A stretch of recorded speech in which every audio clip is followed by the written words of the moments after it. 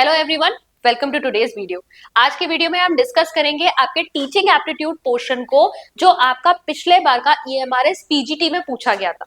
तो देखिए, टीजीटी इससे पहले ही मैं अपलोड कर चुकी हूँ ताकि आप लोगों को अंदाजा आ जाए कि वहां पर क्वेश्चंस किस लेवल के पूछे जाते हैं। तो आज हम करेंगे यहाँ पर पीजीटी में यहाँ पर किस प्रकार के क्वेश्चंस पूछे जाते हैं। ठीक है, मतलब पिछली बार किस प्रकार के क्वेश्चंस यहाँ पर पूछे गए थे, ताकि हमें एक आइडिया लग जाए कि हम जो टीचिंग एप्टीट्यूड का पोर्शन यहाँ पर तैयार कर रहे हैं उसमें से हमें किस लेवल तक के क्वेश्चंस को तैयार करना है। देखिए, यहाँ पर पार्ट 4 में आपके टीचिंग एप्टीट्यूड के क्वेश्चंस आएंगे और ये क्वेश्चंस आपके कितने हैं, टोटल 10 क्वेश्चंस है। ठीक है, क्योंकि आप जानते ही हैं पैटर्न जो है वो थोड़ा चेंज हो गया है और पहले जो आपका पैटर्न था उसमें आपके टीचिंग एप्टीट्यूड के 10-10 ही क्वेश्चंस पूछे जा रहे थे। ठीक है, तो चलिए देखते हैं। पहला क्वेश्चन आपके सामने है, Mohan can now think in terms of propositions and deal with propositions instead of objects. He deals with sum total of possibilities rather than empirical situations. He takes final steps toward versatility in thought. ठीक है, यानी कि अब सोच समझकर मोहन जो है वो डिसीजन लेता है, वो योजनाएं बनाता है, सोच सकता है। सिर्फ वस्तुओं के ऊपर वो ध्यान नहीं देता, सिर्फ ऑब्जेक्ट्स के ऊपर या कॉन्क्रीट तरीके से चीजों को देखकर नहीं डिसीजन ले रहा, बल्कि विचार भी कर सकता है। वह प्रयोगों के आधार पर संभावनाओं के बारे में सोचता है और उसके बाद निर्णय लेता है। तो वह पियाजे की जो मॉडल है आपका, Mohan is at which stage of Piaget's model. पियाजे ने जो अपना कॉग्निटिव डेवलपमेंट का मॉडल दिया है कि बच्चों में संज्ञानात्मक विकास कैसे होता है, उसके आधार पर वो कौन सी स्टेज में, तो ये आपकी 4 पियाजे की स्टेजेस जो है वो ऑप्शन में दे रखी हैं। Sensory motor, concrete operation, formal operational, pre operational stage. ठीक है, ये 4 आपकी स्टेजेस दे रखी है। तो यहाँ पर जो पूरा थिंकिंग प्रोसेस तक स्टार्ट हो चुका है, ये आपका कौन सा होता है, कॉग्निटिव डेवलपमेंट जो पियाजे का दिया है उसकी फाइनल स्टेप में, 4th स्टेज में, जो कि क्या है आपकी फॉर्मल ऑपरेशनल स्टेज। ठीक है, इससे पहले सबसे पहले कौन सी होती है आपकी सेंसरी मोटर स्टेज, जहां पे बच्चा जन्म से लेकर 2 वर्ष की आयु तक का होता है, जहां पर बच्चा जो है भाषा तो जानता नहीं है, यहाँ पर सिर्फ अपने एनवायरमेंट के साथ कैसे इंटरेक्ट कर रहा है, अपने मोटर इंटरेक्शन से या अपने सेंसेस के थ्रू इंफॉर्मेशन ले रहा है। दूसरा होता है आपका प्री ऑपरेशनल स्टेज, दूसरी स्टेज है आपकी। तीसरी आपकी कॉन्क्रीट ऑपरेशनल होती है और चौथी आपकी क्या होती है, फॉर्मल ऑपरेशनल स्टेज, जहां पर बच्चे का कॉग्निटिव डेवलपमेंट काफी हद तक हो जाता है। बच्चा अमूर्त रूप से चीजों को अपने दिमाग में ले सकता है, एब्स्ट्रैक्ट थिंकिंग कर सकता है, चिंतन कर सकता है, हाइपोथेटिक डिडक्टिव रीजनिंग कर सकता है। ठीक है, और इसमें एज ग्रुप क्या होती है, 12 ईयर्स एंड ऑनवर्ड, 12 वर्ष और उसके आगे। ठीक है, आज चलिए अब नेक्स्ट क्वेश्चन पे चलेंगे। क्वेश्चन नंबर 42 है यहाँ पर, Which one of the following is not associated with a unit test? ठीक है, यूनिट टेस्ट से यहाँ पर कौन सी कैरेक्टरिस्टिक एसोसिएटेड नहीं है। पहला आपसे पूछा गया है, confined to limited number of competencies, दक्षताओं की सीमित संख्या तक परिरोधन, टोटली कंट्रोल्ड बाय टीचर, शिक्षक द्वारा पूर्णतः नियंत्रित, यूज्ड फॉर रेमेडियल पर्पस, उपचारात्मक कार्य हेतु प्रयुक्त, या फिर स्टैंडर्डाइज्ड अचीवमेंट टेस्ट, मानकीकृत संप्राप्ति परीक्षण। देखो, एक यूनिट टेस्ट की अगर हम बात करें तो वो कुछ लिमिटेड नंबर ऑफ कॉम्पिटेंसीज को चेक कर रहा है, बिल्कुल सही। कुछ ही आपके 1-2 चैप्टर्स ही आते हैं ना आपके यूनिट टेस्ट में, या फिर मतलब थोड़ा ज्यादा भी आ सकता है, लेकिन आपका एक पूरा सिलेबस नहीं देते हैं और आपके एक कॉग्निटिव एस्पेक्ट की यहाँ पर चेकिंग हो रही। ठीक है, तो ये यूनिट टेस्ट का ये कैरेक्टरिस्टिक है। टीचर टेस्ट बनाती है, टीचर में टेस्ट होते हैं ये, तो ये टीचर द्वारा कंट्रोल्ड है। रेमेडियल पर्पस के लिए यूज किए जा सकते हैं। देखो, बीच बीच में ये जो छोटे टेस्ट लिए जाए, होमवर्क दिया जाए, यूनिट टेस्ट किए जाए, अभी शिक्षा अधिगम प्रक्रिया पूर्ण नहीं हुई है। अगर आप बीच बीच में छोटे छोटे टेस्ट लेते हो तो ये आपके लिए एक फीडबैक का काम करते हैं कि आपकी जो शिक्षा अधिगम प्रक्रिया है वो सही तरीके से चल रही है या नहीं। अगर टीचिंग प्रोसेस में किसी प्रकार की कमी है तो अब उसमें सुधार किया जा सकता है, रेमेडियल पर्पस के लिए से यूज किया जा सकता है। तो ये तो आपकी कैरेक्टरिस्टिक्स है। वैसे तो नाम देखकर ही पता चल गया होगा, स्टैंडर्डाइज नहीं होती है। क्यों? स्टैंडर्डाइज टेस्ट कौन से टेस्ट होते हैं, जैसे आपने कभी कोई साइकोलॉजी का टेस्ट देखा हो तो वहां पर क्या होता है, वो किसी विशेषज्ञ द्वारा डिजाइन होता है। उसको कैसे एडमिनिस्टर करना है वो भी उसमें प्रॉपर इंस्ट्रक्शंस लिखे होते हैं कि पहले इतने क्वेश्चंस पढ़े जाएंगे, फिर उसका वो आंसर किया जाएगा, फिर उसको उसकी स्कोरिंग की जाएगी। पूरा एक प्रोसेस डिफाइंड होता है और उसी के अनुसार उसे कंडक्ट किया जाता है। जबकि यूनिट टेस्ट क्या है, वो तो एक टीचर मेड टेस्ट है। ठीक है, यहाँ पर टीचर्स बनाते हैं उसको, तो कोई स्टैंडर्डाइज या मानकीकृत परीक्षण वो नहीं है। तो ये कैरेक्टरिस्टिक आपकी यूनिट टेस्ट की नहीं है। ठीक है, अभी तक आप देख रहे हैं हमने पियाजे का यहाँ पर क्वेश्चन किया। ठीक है, यानी लर्निंग के एस्पेक्ट या कॉग्निटिव डेवलपमेंट के एस्पेक्ट से रिलेटेड यहाँ पर चीजें पूछी जा सकती है। फिर अभी हमने इवैल्यूएशन पर आपका क्वेश्चन किया। नेक्स्ट है what is not an advantage of discovery method. Discovery method क्या होता है आपका, खोज विधि। बच्चा जो है खुद से खोज कर जो है सीखता है चीजों को। तो यहाँ पर पूछा है क्या एडवांटेज उसका नहीं है, ठीक है, क्या उसका लाभ नहीं है पूछा है। तो अब देख लेते हैं स्टेटमेंट एक एक करके। It develop scientific and critical attitude among student, बिल्कुल सही है। अगर बच्चा अपने आप एक्सप्लोर करके खोज करके सीख रहा है तो उसके अंदर एक वैज्ञानिक दृष्टिकोण का विकास बिल्कुल होगा, ठीक है। फिर देखिए it provides training to prepare students for life, बिल्कुल करता है। अगर इस तरीके से आप एक्सप्लोरेशन करके चीजों के एनालाइज करके और प्रॉब्लम को सॉल्व करना बच्चे को सिखाते हैं तो बच्चा आने वाले जीवन के लिए तैयार हो जाता है। फिर देखिए it develop self confidence and self reliance, इससे बच्चे का आत्मविश्वास बढ़ता है और आत्मनिर्भरता का विकास होता है, ये भी बिल्कुल सही है। फोर्थ है this method is suitable for the students in lower class, नहीं लोअर क्लासेस के लिए नहीं है, ये हायर क्लासेस के लिए, क्योंकि जब आप खोज द्वारा सीख रहे हैं तो बच्चे का माइंड जो सेट है या कॉन्सेप्ट जो है वो उस लेवल के होने भी चाहिए। तो हायर क्लासेस में प्रयोग किया जाता है खोज द्वारा सीखना, ना कि लोअर क्लासेस में। तो ये आपका फोर्थ ऑप्शन है। नेक्स्ट है आपका which characteristic does not belong to adolescence stage, इनमें से कौन सी कैरेक्टरिस्टिक्स या कौन सी विशेषता किशोरों में नहीं पाई जाती है, ठीक है, इसको बहुत ध्यान में रखना, नहीं पाई जाती है। Forming groups among members of same sex, वैसे यही है, फिर भी और देख लेते हैं, क्योंकि ये वाली कैरेक्टरिस्टिक है ना, अपने ही जो जेंडर के साथ या सेक्स के साथ के लोगों को के साथ ग्रुप करना, समूह बनाना ज्यादा अच्छा मानते हैं। लड़के लड़कियों के साथ ग्रुप करना, लड़कियां लड़कियों के साथ ग्रुप करना ज्यादा बेहतर मानती है। ये चाइल्डहुड स्टेज की आपकी कैरेक्टरिस्टिक है, एडोलेसेंस की नहीं है। एडोलेसेंस स्टेज में अपोजिट सेक्स की तरफ ज्यादा यहाँ पर अट्रैक्शन होता है, ठीक है। तो वैसे तो यही है, फिर भी औरों को देख लेते हैं। A period of intense emotion, बिल्कुल सही, एडोलेसेंस में बहुत ज्यादा इंटेंस इमोशन, तीव्र संवेग होते हैं। Highly critical of social events and injustice, बिल्कुल सामाजिक बुराइयों और अन्याय के प्रति इनके अंदर बहुत ही आप कह सकते हैं दोष दर्शन, यानी कि ये बहुत मतलब देखते हैं जो उनके अंदर ना, जैसे देश प्रेम की, समाज सेवा की, ये भावना बहुत कूट कूट के इस समय आती है और बहुत ज्यादा ये सोचते हैं कि हम कैसे देश के लिए कुछ करें, कैसे हम समाज के लिए कुछ करें, किस तरह की भावना, और जो इनजस्टिस इन्हें दिख रहा होता है उसके खिलाफ ये खड़े हो जाते हैं।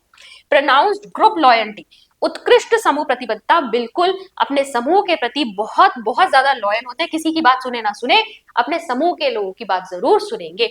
तो यही कैरेक्टरिस्टिक जो है आपकी एडोलेसेंस में नहीं पाई जाती, ये आपकी किसमें होगी, चाइल्डहुड में हमें देखने को मिलेगी, ठीक है।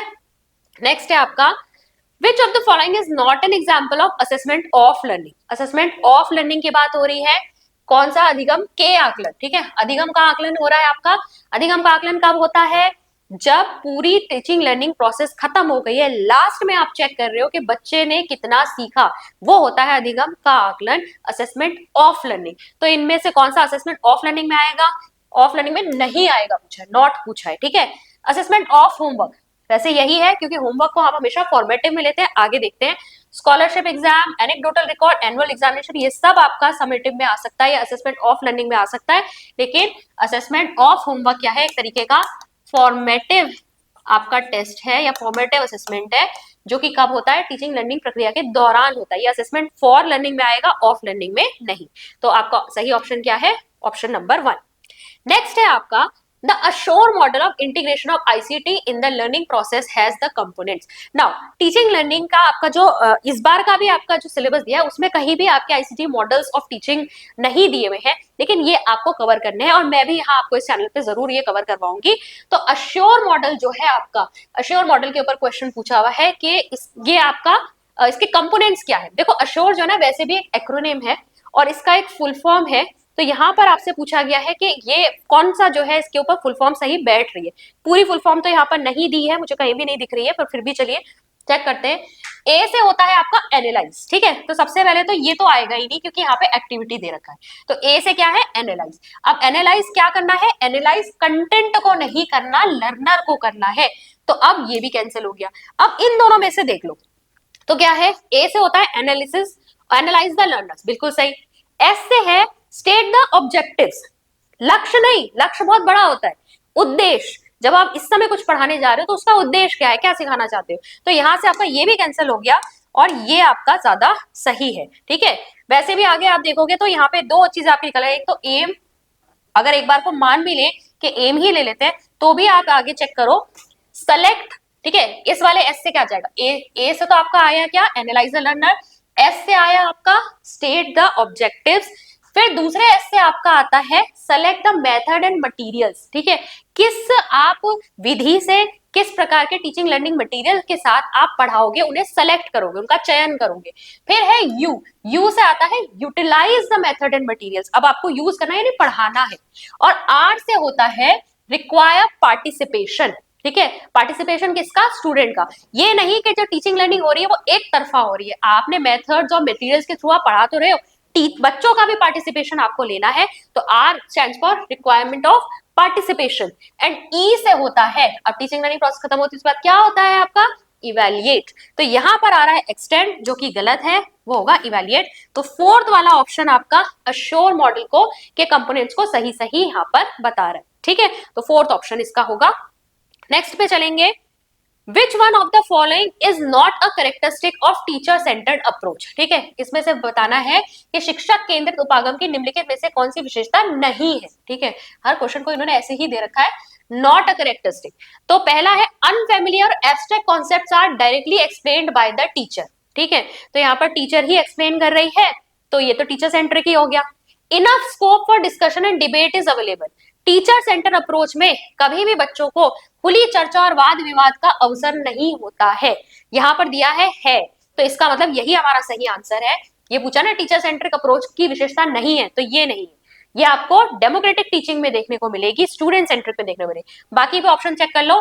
Courses prescribe can be completed in time. ठीक है, टीचर सेंटर पे ऐसा हो सकता है, जब आप बच्चों को मौका ही नहीं दे रहे ज्यादा बोलने का, तो टाइमली तो टीचर अपने हिसाब से पढ़ा के खत्म कर ही लेंगी।